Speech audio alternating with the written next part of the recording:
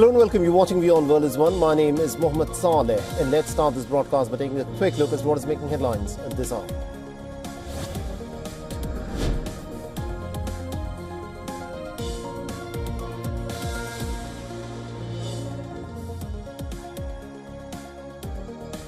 The American President Donald Trump warns of cataclysmic consequences on the US economy if a court rules that his imposition of the sweeping tariffs constitutes an illegal power grab.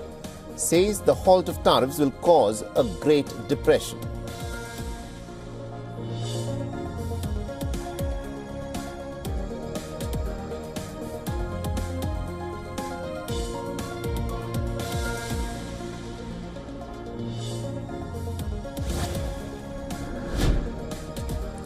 The Russian President Vladimir Putin holds a phone call with the Indian Prime Minister Narendra Modi. The Indian Prime Minister reaffirms India's consistent position for a peaceful resolution of the conflict. This comes days after Trump had slapped 50% tariffs on India.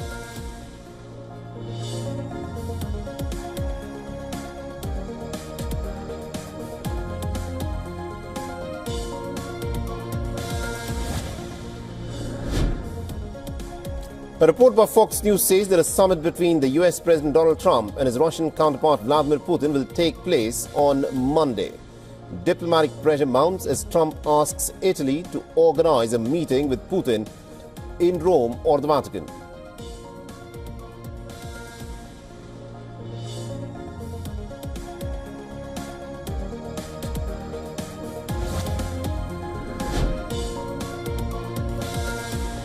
The Israeli Prime Minister Netanyahu says that his aim is to free the Gaza Strip from Hamas and to not take over the Palestinian territory. This as several countries are now calling for an emergency meeting of the United Nations Security Council over Netanyahu's Gaza plan to take over the Palestinian territory militarily.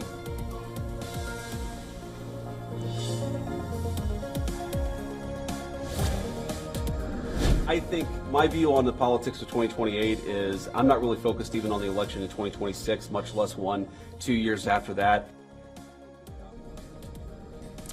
The American Vice President J.D. Vance says that he is not focused on the next presidential election after President Donald Trump suggests that he was a front-runner to replace him. He also asserts a good job for Americans will take care of politics.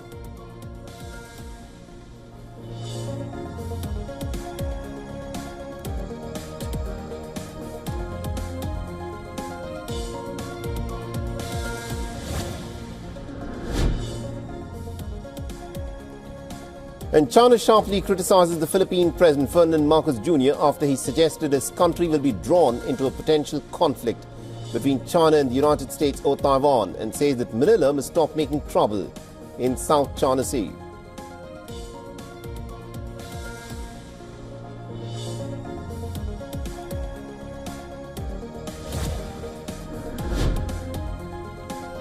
Indian authorities are building temporary steel bridges and laying roads to reach flood-hit areas in a remote Himalayan village in Uttarakhand, where a flash flood has claimed about 5 lives and over 50 people remain missing.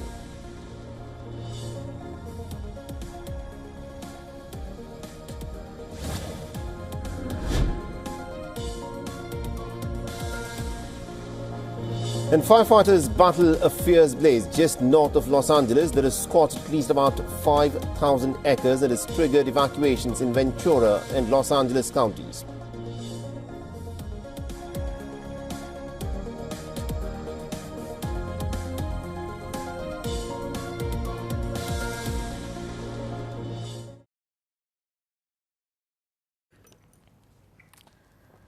What does a country do if there is a disease outbreak? You raise awareness, you boost healthcare, you keep the morale high. But this is the ideal scenario, and China is far from it. It is witnessing a chikungunya outbreak. This is a mosquito-borne disease.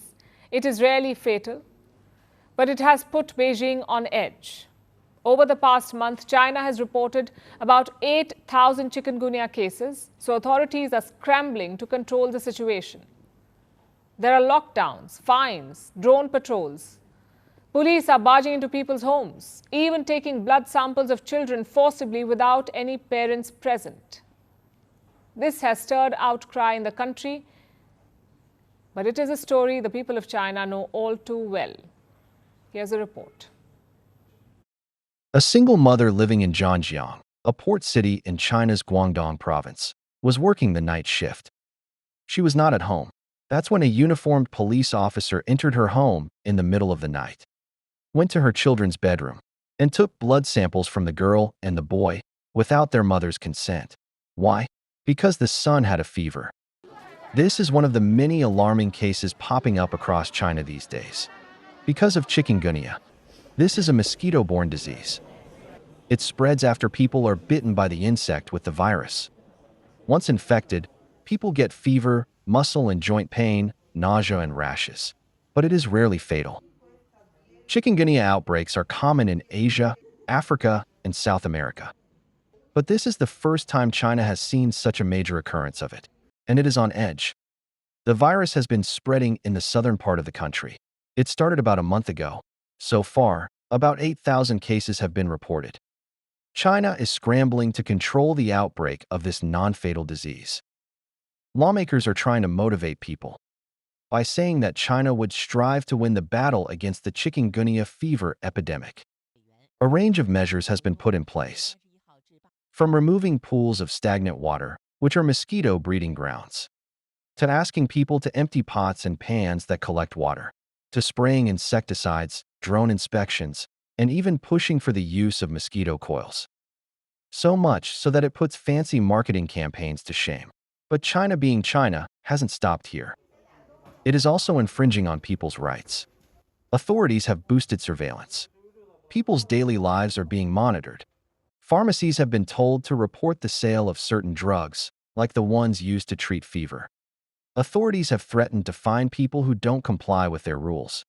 Residents are being penalized by having their electricity cut off. Plus, officials are also barging into people's homes to conduct inspections. This harks back to the pandemic, when China had the strictest measures in the world. Their aim was to curb the disease, but their execution was borderline torture for the people. Now, the chikungunya outbreak is seeing something similar, and it has divided experts. In reality, what has to happen in an outbreak situation is you try and do as much as you can based on the evidence that you have, right? So I think what the responses that the Chinese authorities are putting in place is not unreasonable. They are, these are the same kind of things that anywhere else would do if they are faced with the chikungunya outbreak.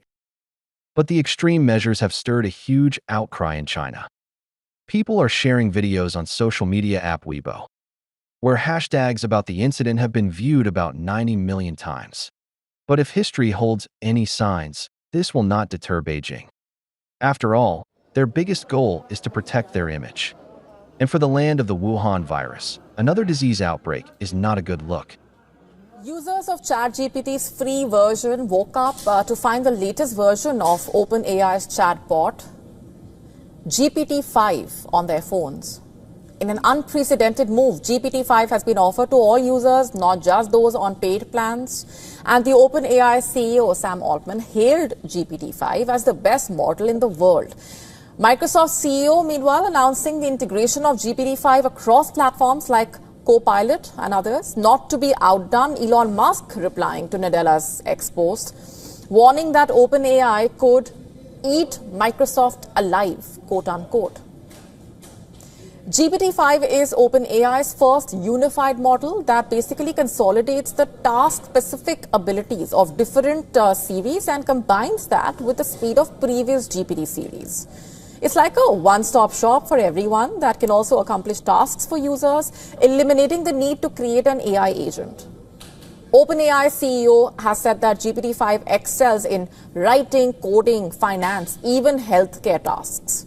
It's been trained to give safer, more accurate responses. With over 5,000 hours of safety testing, the model is now less likely to hallucinate or make stuff up.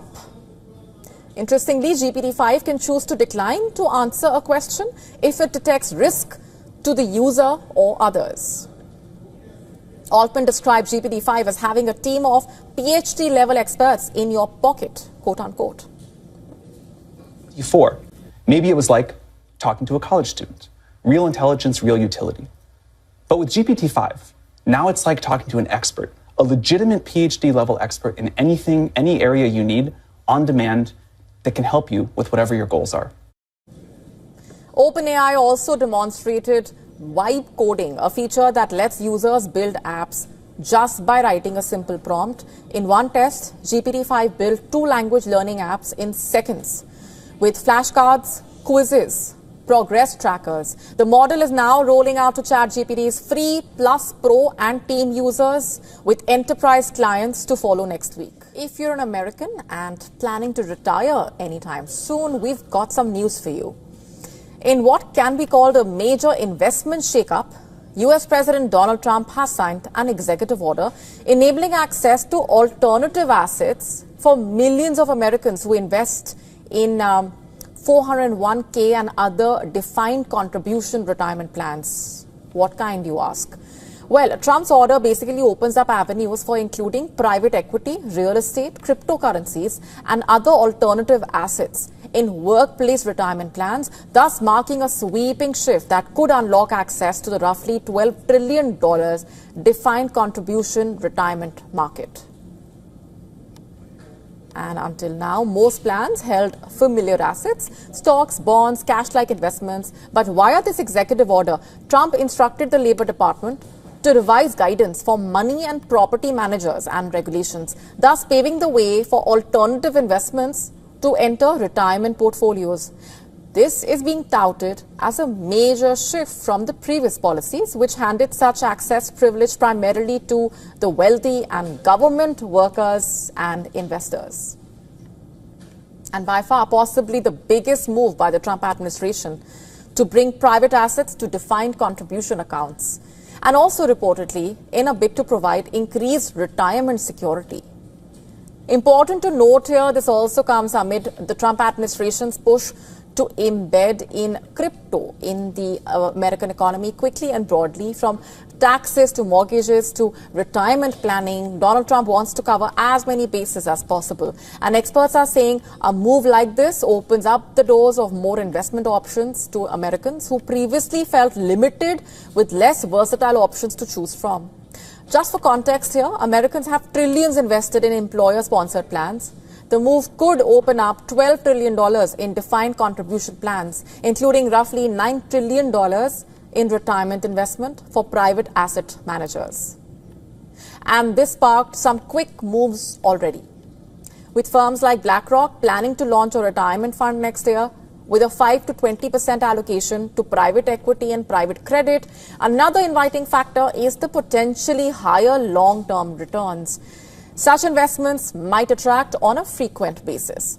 While many are touting this to be a golden opportunity for Americans to do more with their hard-earned money and life savings, experts are cautioning that this might come with its own set of challenges, as some of these alternative assets are hard to be converted into cash, plus they are costly, which with fees like 2% management plus 20% of profits. They also lack transparency and bear high litigation risk, especially for long-term retirement savers. But the United States is fighting large plumes of canyon fire, which erupted in LA on Thursday. The Gifford Fire is one of the most massive wildfires that the United States has ever witnessed. And it's not just the United States, but its neighbor Canada is also dealing with an unprecedented crisis of deadly blazes. Take a look at this report.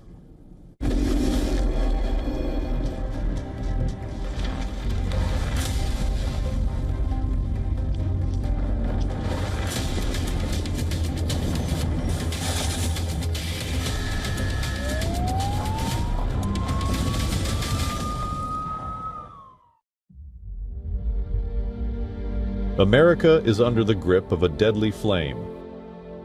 A Grand Canyon of smoke has enveloped California.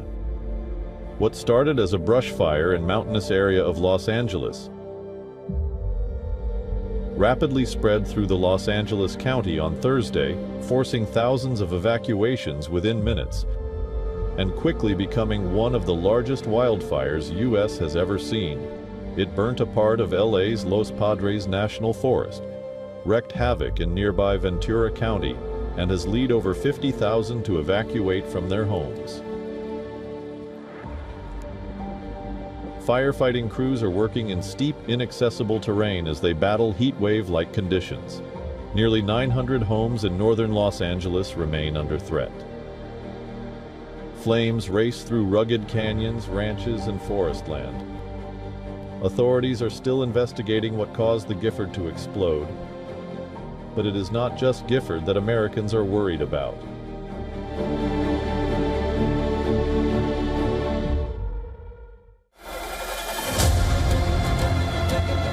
United States neighbor is dealing with a burning crisis which is not limited to its borders. Fires blazing in Canada are causing hazardous air quality levels across United States. Over 750 wildfires are burning throughout Canada, with more than 500 labeled out of control. Over 16 million acres of land have been scorched by blazes, making this year's wildfire season 1 of Canada's worst on record. Smoke from the blaze has crossed into the United States, bringing hazy skies to multiple states and major metropolitan areas, including New York City. August and September are typically the most dangerous months for wildfires in the state. Scientists say warming global temperatures have greatly increased the chances of extreme weather with more frequent and intense wildfires. But as climate crisis comes to the fore, the question of man-made blazes are raising eyebrows. Bureau Report, We On, World is One. And the United States is fighting large plumes of the fire which erupted in Los Angeles on Thursday. In fact, one of the most massive wildfires that the U.S. has ever witnessed. It's not just the United States. Its neighbor Canada also dealing with unprecedented crisis. Take a look.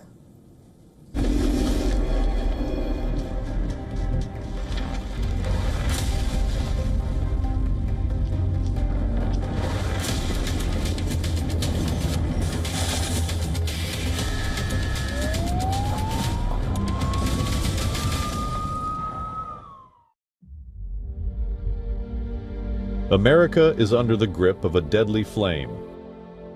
A Grand Canyon of smoke has enveloped California. What started as a brush fire in mountainous area of Los Angeles rapidly spread through the Los Angeles County on Thursday, forcing thousands of evacuations within minutes, and quickly becoming one of the largest wildfires U.S. has ever seen. It burnt a part of LA's Los Padres National Forest, wreaked havoc in nearby Ventura County, and has led over 50,000 to evacuate from their homes. Firefighting crews are working in steep, inaccessible terrain as they battle heat wave-like conditions. Nearly 900 homes in northern Los Angeles remain under threat. Flames race through rugged canyons, ranches, and forest land. Authorities are still investigating what caused the Gifford to explode, but it is not just Gifford that Americans are worried about.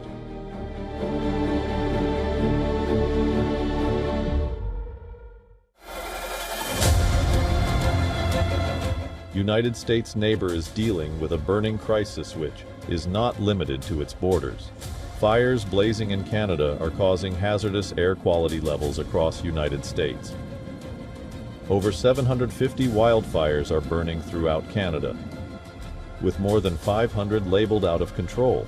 Over 16 million acres of land have been scorched by blazes, making this year's wildfire season 1 of Canada's worst on record.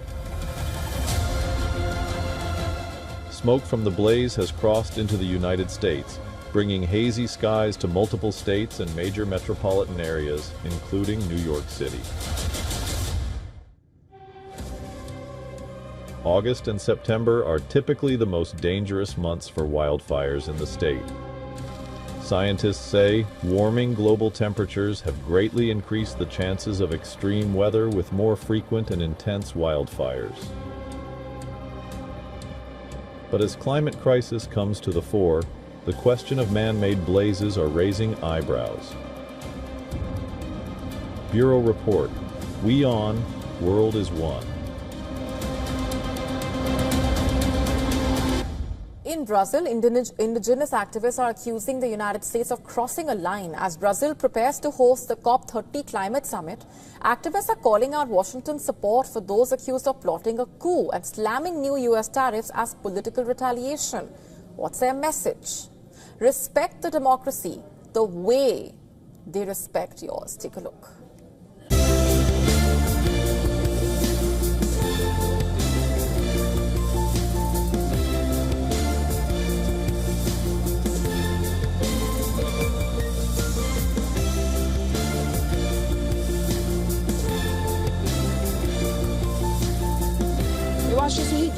I think this is ridiculous. Every country must respect another's sovereignty. Brazil never interfered in U.S. politics, so why are they interfering in ours? Defending people who plotted a coup is also a coup. Ele está tentando defender pessoas que queriam dar golpe.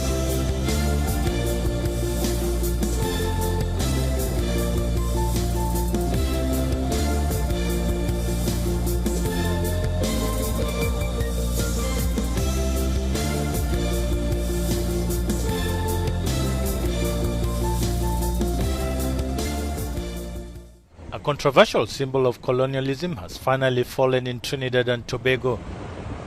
After standing for more than a century, the statue of Christopher Columbus was removed from Port of Spain on Wednesday, marking a major step in the nation's reckoning with its colonial past. The monument was taken down with its head mysteriously covered by a decorative bag. This monument made us the laughing stock of the world. Right? People have a way of describing the natives as the children of the human family. And the fact that we couldn't, for some time, we didn't seem to have the capacity to really understand our violent colonial past and the courage to confront it, it really made us look ridiculous, particularly from the point of view that we were seeking reparations from colonial powers while actively venerating the perpetrators of the crimes for which we were seeking those compensation. Trinidad and Tobago is replacing colonial symbols, remaking its coat of arms and swapping Columbus ships for the steel pan. These moves mirror a global shift as nations rethink colonial legacies nearly 525 years after Columbus first arrived on these shores. The US-made High Mobility Artillery Rocket System, or HIMARS, is proving to be one of the best modern artillery systems. Ukrainians love it so much they made a folk song about it. HIMARS! And other US allies are lining up to buy the thing, because besides being highly mobile, it's also highly versatile, able to fire several different types of munitions. So, HIMARS enthusiasts should be happy to hear the system just got swole. This is the European Global Mobile Artillery Rocket System, or GMARS, and it just proved its capability with the first successful test fire at the White Sands Missile Range in New Mexico.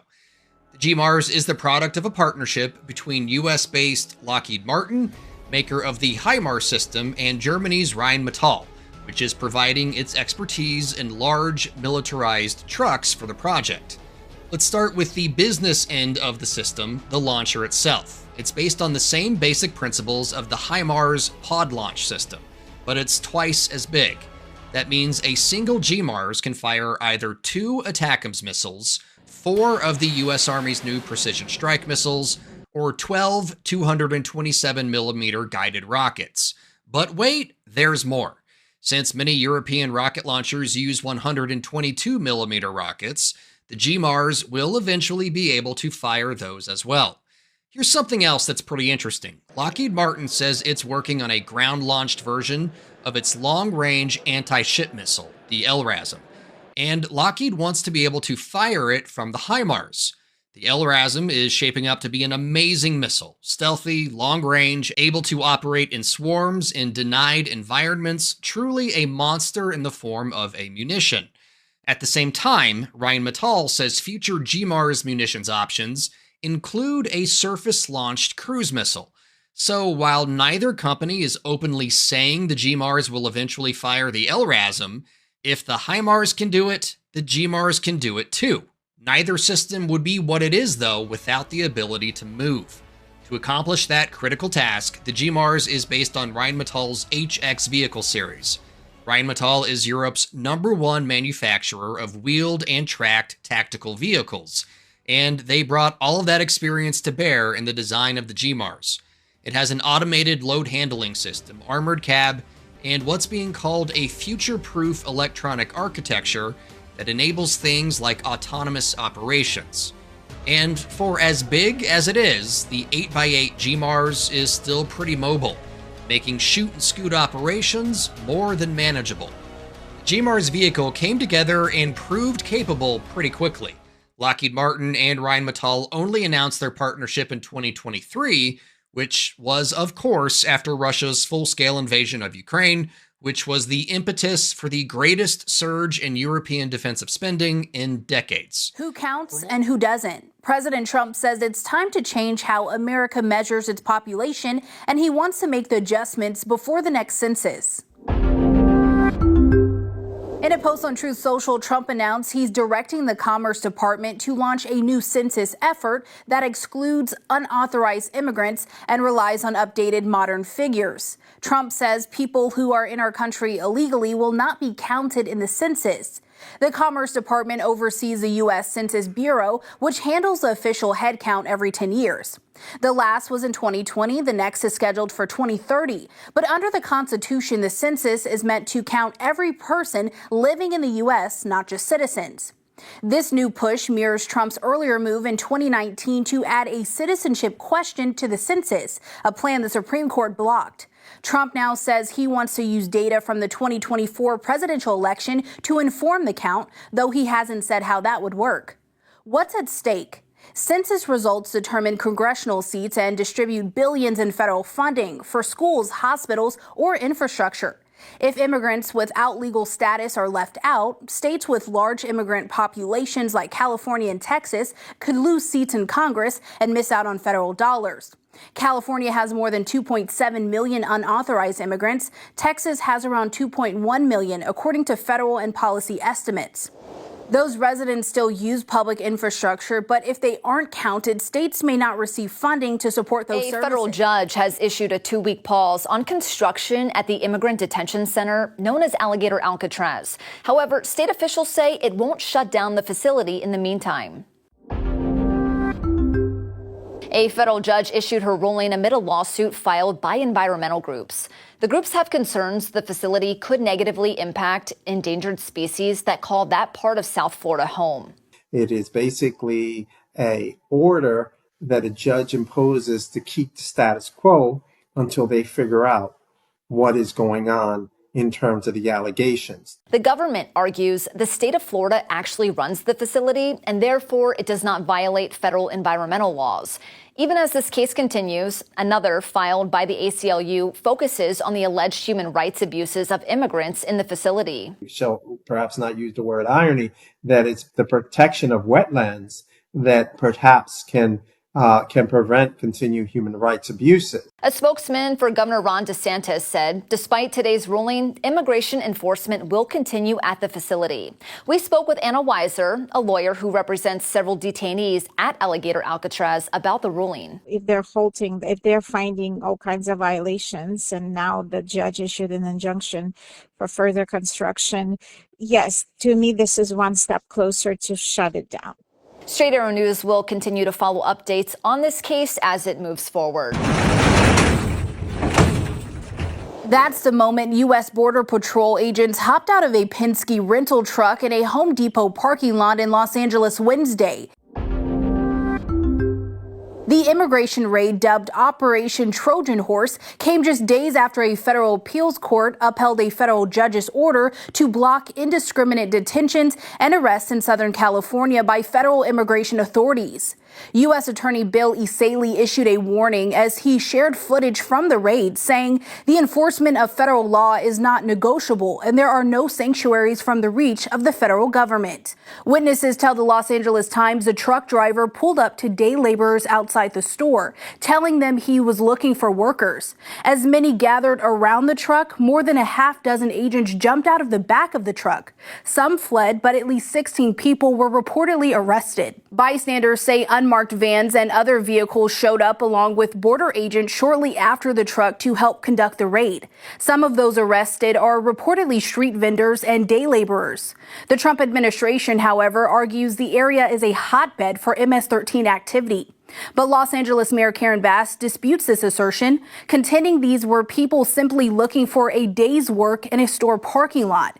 The mayor says she's having the city attorney look into if Wednesday's so-called Operation Trojan Horse violated the recent court order. An ACLU attorney also says his group is reviewing recent raids for potential violations. Witnesses say agents indiscriminately grabbed people, even as one person tried to show evidence of his legal status through asylum. Penske responded to the raid in a statement on X, saying it never authorized nor was made aware its truck would be used in the operation. It says it will reach out to DHS and reinforce its policy to avoid improper use of its vehicles in the future. Last month, a federal judge temporarily blocked federal agents from using racial profiling in indiscriminate arrest, which can include targeting a place of work. The DOJ argues the ruling hampered federal agents from performing immigration enforcement, but an appeals court upheld the judge's order. The incident has renewed fears another wave of mass immigration raids are coming to Los Angeles. Opponents of the operations have called the targeting of schools and places like Home Depot inhumane. Tonight, KHOU 11 confirming the owner of Trump Burger Restaurants, which has several locations in the Houston area, has been arrested by Immigration and Customs Enforcement and now faces deportation.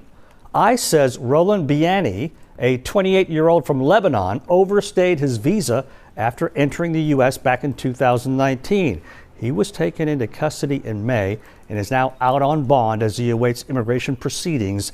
In a statement sent to KHOU 11, an ICE spokesperson told us, quote, "Under the current administration, ICE is committed to restore integrity to our nation's immigration system by holding all individuals accountable who illegally enter the country or overstay the terms of their admission. This is true regardless of what restaurant you own or political beliefs you may have." If you're over 40 and you're interested in potentially breaking the law and terrorizing local communities, I've got great news for you. DHS is now waiving age limits on joining ICE, with that being just one part of a new campaign to massively expand their ranks. Campaign, remember, that's coming after Trump's mega bill funneled an unprecedented $170 billion towards immigration enforcement. And they're claiming that more than 80,000 Americans applied to join in just 1 week since it launched the new recruitment drive, with people being drawn in with an offer of up to a $50,000 signing bonus, student loan repayment assistance, and other benefits. And as far as the age requirements, it used to be that candidates to be criminal investigators, with limited exceptions, couldn't be older than 37 years old, and deportation officers couldn't be over 40. But now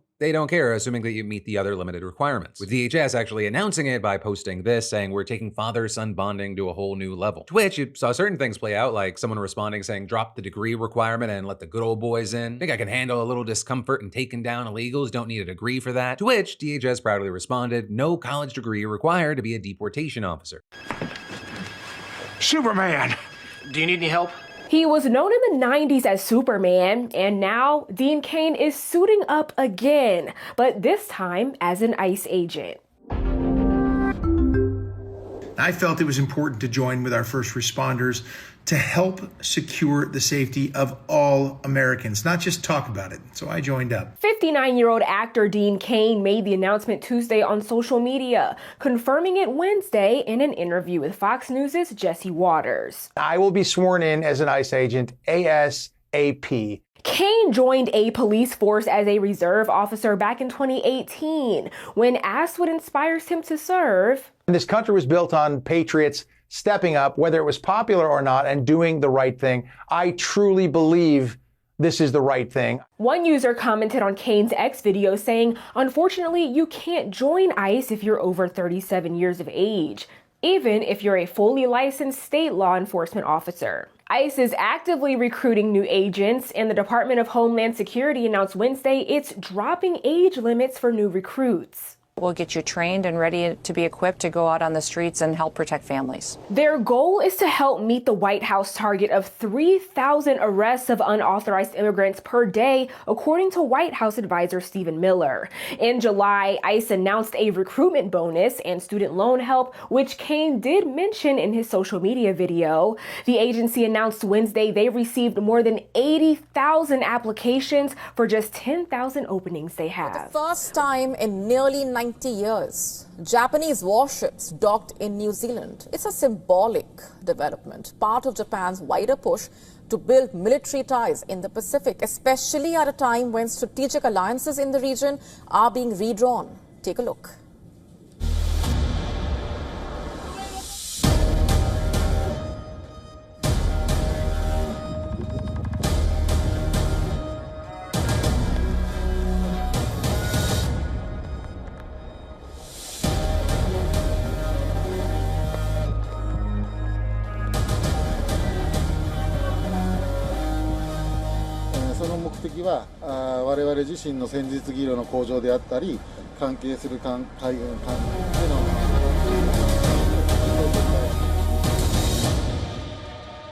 Not only with New Zealand and Australia, but also with many Pacific Island countries. So, main goal is free and open.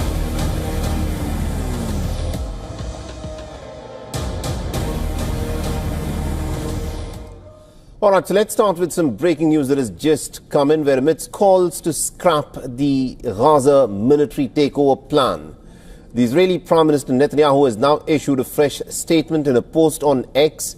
Netanyahu says, and I quote him here, "We are not going to occupy Gaza. We're going to free Gaza from Hamas. Gaza will be demilitarized and a peaceful civilian administration will be established. One that is not the Palestinian Authority, not Hamas, and not any other terrorist organization. And this will help free our hostages and will ensure that Gaza does not pose a threat to Israel in the future."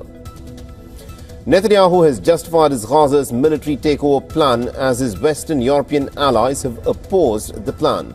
The European Council chief, Antonio Costa, in a strong statement has criticized the Israeli plan to militarily take over the Gaza city, warning that this kind of a takeover by the Israelis must have consequences for the EU-Israel ties.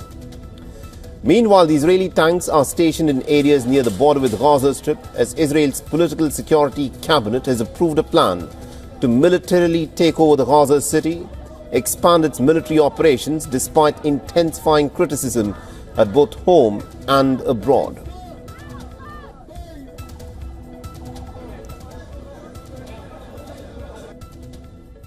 Families of hostages called Israel's decision to occupy the entirety of Gaza City a bad development.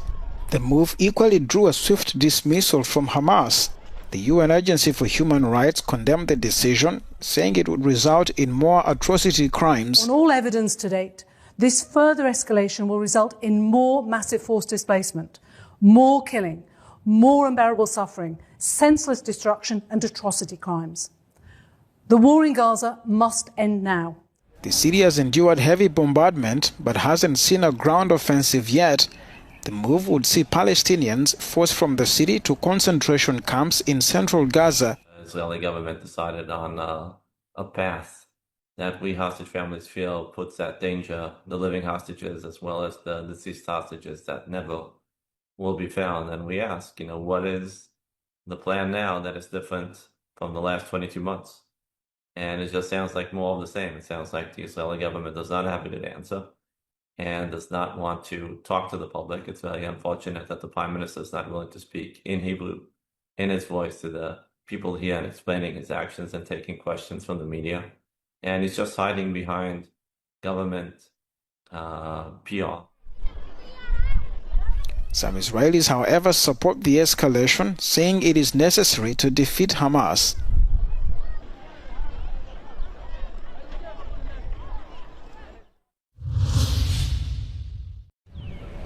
They need to go after Hamas. Why are they not asking why Hamas has not given back the hostages and put back their arms. I will not answer any questions about the Israeli government. I am at hostage square. The army is not set up for an immediate conquering of the entire Gaza Strip. And therefore, what I do hope will happen, that in the course of this 2 to 3 weeks, something will move and the Hamas will realize that they have no choice but to give up their arms and return the hostages. The Israeli government decided on a path that we hostage families feel puts at danger the living hostages as well as the deceased hostages that never will be found. And we ask, what is the plan now that is different from the last 22 months? It's unfortunate, but we the families feel that we are collateral damage.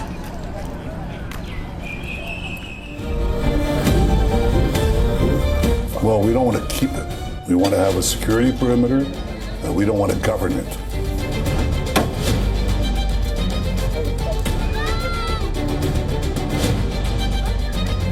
We don't want to be there as a governing body. We want to hand it over to Arab forces that will govern it properly.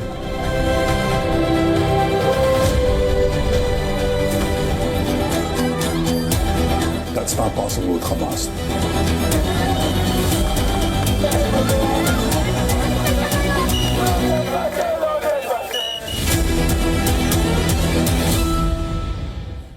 There's a growing storm of concern from within Israel, from the Hamas, as well as globally, over the Israeli Prime Minister Benjamin Netanyahu's plan for a full-scale Gaza takeover. World powers are warning that such a move could deepen the humanitarian crisis, derail any hope of peace, and return Gaza to the killing fields of the last 2 years. Hamas termed the takeover plan a new war crime, blatant coup against negotiations, and a continuation of genocide, quote unquote. The group accused Netanyahu of using the hostages as political leverage, quoting, "This criminal adventure will cost it dearly." That's what it has warned. Netanyahu and the government do not care about the fate of their captives. They understand that expanding the aggression means sacrificing them, quote unquote. On the ground in Gaza, the death toll has crossed 60,000. Almost the entire population has been shunted out of their homes. Life has turned into a nightmare. Netanyahu indicating there is more to come, it seems. Back home as well, opposition is rising. Protesters have taken to the streets demanding a hostage deal and an end to the war. Hostage families echoing those concerns, urging negotiation over force. Even Israel's own military leadership is raising red flags. The army chief, Eyal Zamir, has reportedly told Netanyahu that occupying Gaza would be walking into a trap. He warns of soldier exhaustion and the high risk to the remaining hostages, many of whom may not survive a full-blown offensive.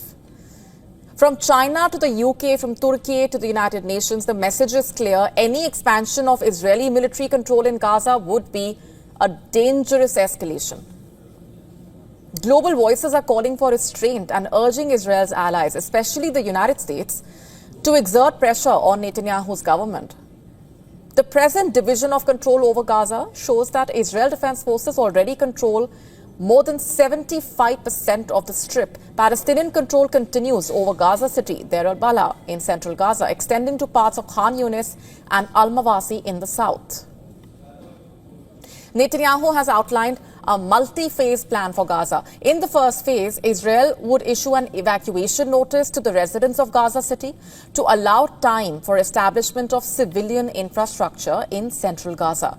This phase is expected to last several weeks. Israel would then launch a military offensive in the second phase. Reports said the military campaign was expected to last between 4 and 5 months and involve 4 to 5 IDF divisions. The plan is to expand to the camps in central Gaza, where the IDF has barely maneuvered so far. The civilian population is expected to be further pushed towards the south of the strip.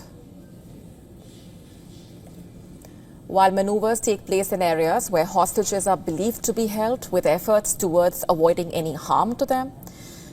A full occupation onslaught also translates not just to the loss of civilian lives in Gaza, but in addition to the toll and the losses within the IDF, 898 IDF soldiers have been killed in the last 20 months. 54 have committed suicide, 25 since the beginning of this year.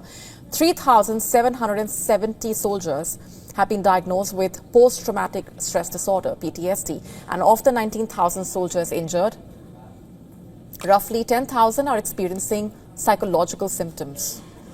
With international pressure mounting, deep divisions within Israel, and no clear exit strategy in sight, Netanyahu's Gaza plan faces scrutiny on all fronts. The world is watching and waiting for a way forward.